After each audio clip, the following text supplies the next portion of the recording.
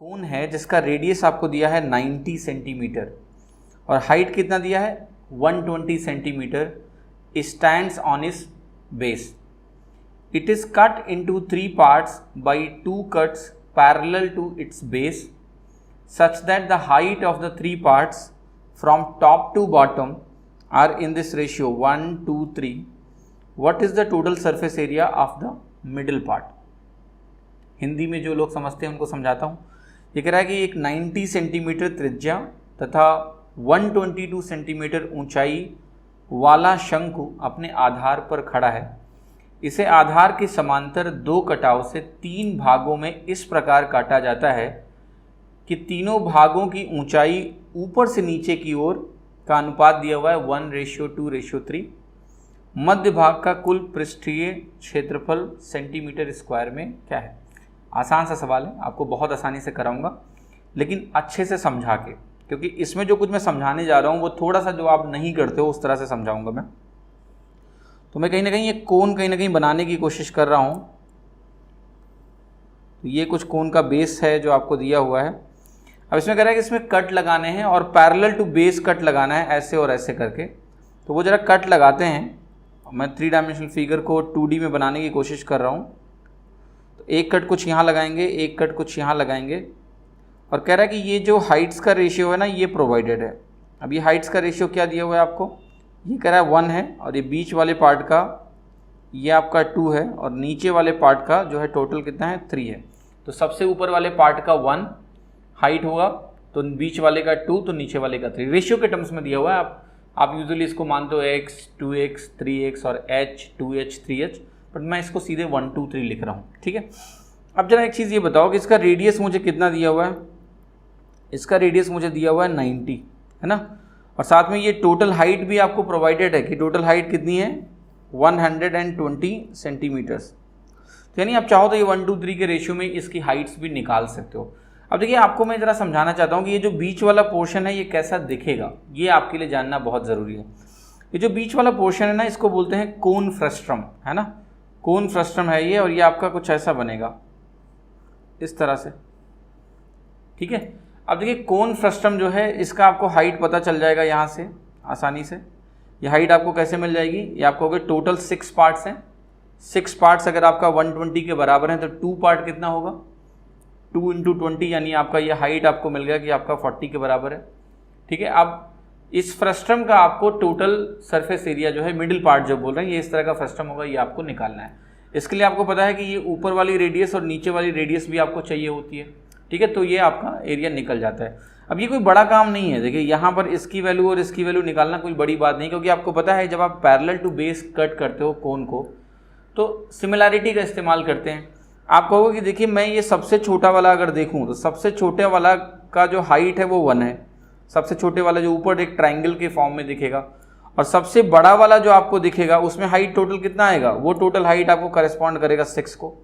देखो ये 6 को करस्पॉन्ड कर रहा है, इतनी हाइट 1 को करस्पॉन्ड करेगी, और अगर आप इसकी हाइट लिखते हो तो आपको 3 को करस्पॉन्ड करेगी. तो देखिए हाइट का रेशियो अगर 1:6 आ रहा है सबसे छोटे वाले में और सबसे बड़े वाले में, तो रेडियस का रेशियो भी 1:6 होगा. तो ये अगर 90 रेडियस है सबसे बड़े वाले का, तो ये रेडियस क्या होगा 1/6 टाइम्स, जिसको आप बोलते हो कि ये 15 के बराबर होगा. ऐसे ही देखो इसको देखोगे अगर आप इस ट्रायंगल को, तो ये आप कहोगे इसका हाइट टोटल कितना आ रहा है 3 आ रहा है, और इसका टोटल हाइट कितना आ रहा है 6 आ रहा है 1:2. तो यहाँ अगर रेडियस 90 है तो यहाँ ये 45 हो जाएगा, क्योंकि सिमिलर ट्रायंगल्स में जो आपने पहले से ही पढ़ रखा है कि जो रेस्पेक्टिव साइड रेशियोज होते हैं बराबर होते हैं, वही मैं इस्तेमाल कर रहा हूँ कि इसमें हाइट आधी 3 और 6 तो रेडियस भी आधा. अब देखिए यहाँ पर ये फ्रस्ट्रम है. फ्रस्ट्रम की सारी प्रॉपर्टीज़ मैंने आपके सामने लिख दी हैं कि भाई ये इसकी हाइट हो गई, ये इसका एरिया हो गया, और ये ऐसे आंसर आएगा. ठीक है. फ्रस्ट्रम का अगर फॉर्मूला पता है तो लगा दो, आंसर आ चुका होगा, उसमें कहीं कोई तकलीफ आपको नहीं होनी चाहिए. लेकिन देखिए अगर आपको फ्रस्ट्रम का फॉर्मूला नहीं भी पता है तो भी आप इसको लगा सकते हो, इसमें कोई चैलेंज आपको नहीं आने वाला है. ठीक है. देखिए फ्रस्ट्रम का जो एरिया निकलता है वो कैसे निकलता है, कोन को ही यूज़ करके सब्ट्रैक्ट करके उसका एक फॉर्मूला बन जाता है. लेकिन आपको मैं अब कुछ ऐसा बताने जा रहा हूँ कि अगर फॉर्मूला नहीं आता है तो कैसे करेंगे. ठीक है.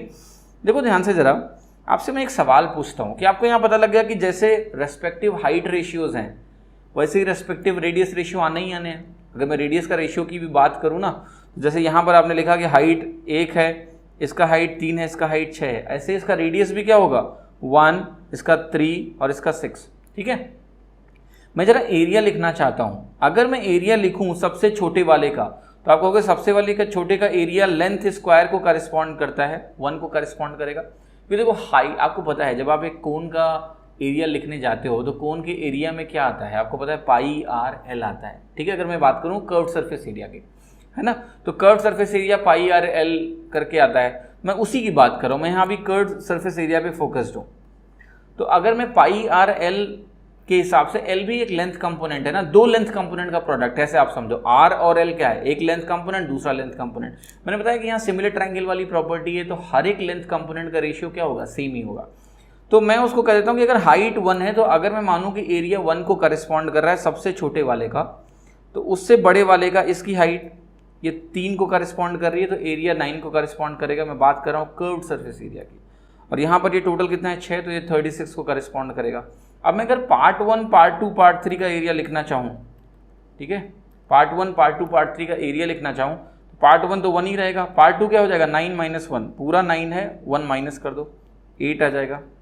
और ये 36 माइनस ये 9 आपका, ठीक है, 36 में से पूरे में से ये माइनस कर दो, ये आपका आ गया 27। देखिए ये भी सवाल कई बार आ चुका है कि वो पूछते हैं कि इस 1:2:3 में अगर कट किया गया है हाइट में, तो आप बता दो कि रेस्पेक्टिव जो तीनों पार्ट हैं उनके कर्व्ड सरफेस एरिया का रेशियो क्या होगा। तो वो मैंने आपको लिख के दिखा दिया, कर्व्ड सरफेस एरिया का रेशियो 1:8:27 होने वाला है। ठीक है, अब देखिए सवाल ये नहीं है, सवाल आपसे जो पूछा गया है वो ये पूछा गया है कि इसका मुझे एरिया चाहिए। अब देखो इसके एरिया के 2 कंपोनेंट है, एक तो इसका कर्व्ड सरफेस एरिया है और एक आपका टॉप और बॉटम है। टॉप और बॉटम कैसे होंगे, सर्कल होंगे, तो सर्कल का एरिया तो आप आराम से लिख सकते हो। तो अब देखिए ये 1:8:27 जब आपने यहाँ लिखा, तो आपसे अब मैं पूछूंगा इसमें एक तो कर्व्ड सरफेस एरिया होगा, साथ में क्या होगा टॉप और बॉटम का एरिया, तो टॉप एरिया होगा और बॉटम एरिया होगा। अगर मैं टोटल सरफेस एरिया निकालना चाहता हूँ तो देखो कर्व्ड सरफेस एरिया कैसे लिखेंगे इसका, आपको पता है कि कर्व्ड सरफेस एरिया अगर इसका मुझे लिखना है, आप कहोगे टोटल जो है ना, टोटल 36, टोटल इसका क्या है 36 को करस्पॉन्ड कर रहा है। अगर टोटल 36 को करस्पॉन्ड कर रहा है यानी टोटल कर्व्ड सरफेस एरिया, आपको पता है टोटल कर्व्ड सरफेस एरिया क्या होता है, शंकु का, कोन का, आप कहते हो पाई आर एल होता है।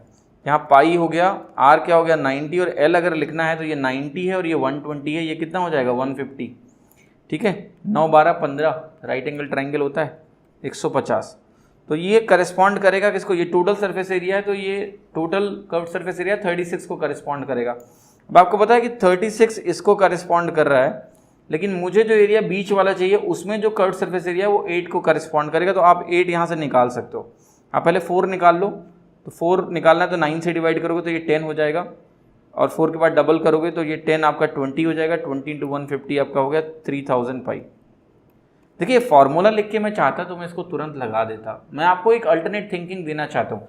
मुझे आप फॉर्मूले से करोगे और मैं इससे इतना तेज कर दूंगा कि मुझे फॉर्मूले की ज़रूरत ही नहीं पड़ेगी। ठीक है, तो मैं आपको ये समझाने की कोशिश कर रहा हूँ कि ऐसा नहीं है कि फ्रस्टम का फार्मूला नहीं पता तो सवाल नहीं लगेगा। ठीक है, उतना ही तेज लगेगा, उससे ज़्यादा तेज लग जाएगा। आपकी अगर अंडरस्टैंडिंग बेहतर है कि भाई आप समझ पा रहे हो कि कर्व्ड सरफेस एरिया इस तरह से डिवाइड होगा, और इससे विजुलाइजेशन भी बेहतर होता है, इससे विजुलाइजेशन भी बेहतर होता है। ये निकल गया मेरा कर्व्ड सरफेस एरिया, ये वाला। अब कर्व्ड सरफेस एरिया जैसे निकला 3000 पाई के बराबर है। अब देखिए टॉप बॉटम का एरिया मैं लिख रहा हूँ पाई × 15 स्क्वायर प्लस 45 स्क्वायर। ठीक है, ये आपका हो गया टॉप और बॉटम का एरिया। तो यही तो आपसे पूछ रहे थे, अगर आप पाई कॉमन लेना चाहो तो आपको मिलेगा 3000 प्लस, अब जरा देखना ये हो गया आपका 225, 45 का स्क्वायर कितना हो गया 2025, है ना, ये आपका हो गया 2050। सो पाई × 5250 आपका आ गया।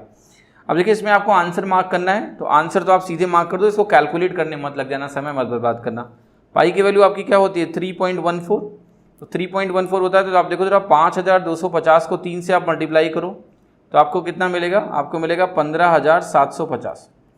इसके बाद 0.14 को आप मल्टीप्लाई कर रहे हो इससे, 0.14 को अगर मल्टीप्लाई करोगे तो जो वैल्यू आएगी ना वो 525 से ज़्यादा होगी, क्योंकि 0.1 से मल्टीप्लाई करते तो 525 आता, 0.2 से मल्टीप्लाई करते तो इसका डबल आता 1050।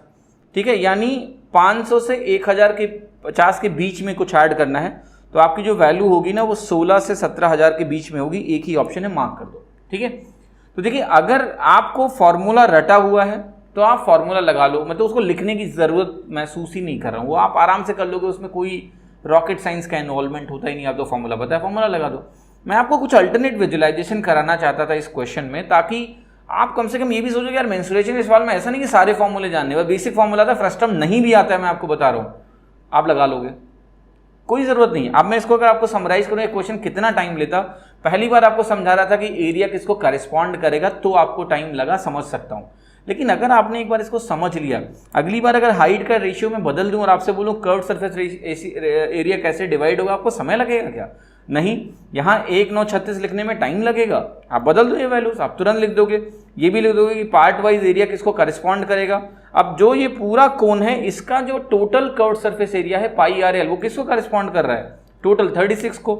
36 मुझे मालूम है, 8 मैंने निकाल लिया, मुझे बीच वाले का कर्व सरफेस एरिया मिल गया, टॉप बॉटम मैंने ऐड कर दिया, मुझे आंसर मिल गया। कितना आसान सवाल है भाई।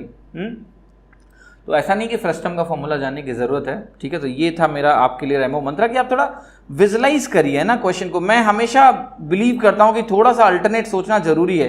अरे यार फॉर्मूला लगा के तो वो क्लास 10th वाला बच्चा भी कर लेता है ना क्वेश्चन, तो वो तो आपके अंदर स्किल है ही है, उसमें कोई स्किल है क्या? उसको स्किल कहना भी गलत है, वो तो आता ही है कि फॉर्मूला है, वैल्यू ऐसे ऐसे रखा हो गया। थोड़ा सा विजुलाइज है ना, ताकि थोड़ी एक अल्टरनेट अंडरस्टैंडिंग बने। मैं बता रहा हूँ उससे बहुत फायदा होता है, उससे आप थोड़ा विजुलाइज करना सीखते हो, क्वेश्चन कैसे भी हो आप डरते नहीं हो, है ना, वो ज़रूरी है। तो थोड़ा सा इसको अंडरस्टैंड करिए कि इस फ्रस्टम का एरिया मैंने कैसे निकाला है बिना फॉर्मूले यूज़ किए हुए, मज़ा आना चाहिए आपको, ठीक है।